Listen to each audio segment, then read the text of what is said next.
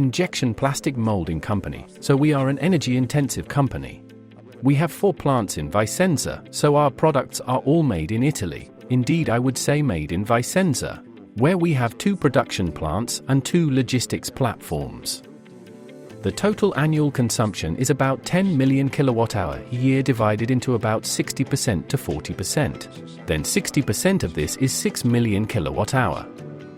Obviously, not only due to the energy crisis, but as a general reason, we have set ourselves the goal of reducing consumption by about 30% in the next 5 years. And to do this, we have carried out a project with Energia Europa by installing 2 brand new generation filters EPX 2500 model, placed upstream of all the company's loads.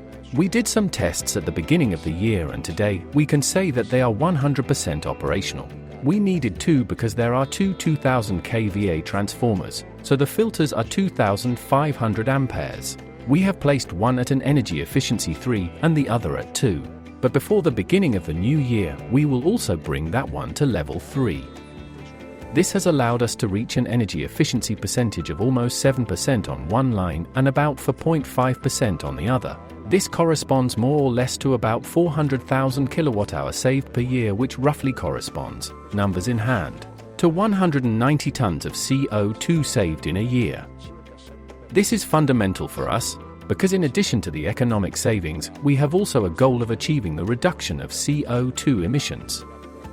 We have analyzed the results of the first months of the year 2023 in the headquarters plant that is used as a guinea pig, so now we are clearly thinking of installing the same type of filters, even if slightly sized at a lower level, in the second energy-intensive plant we have. Given that the type of production is the same, we expect to reach more or less the same results, in order to achieve an overall result of the company around 6% to 7% of annual savings.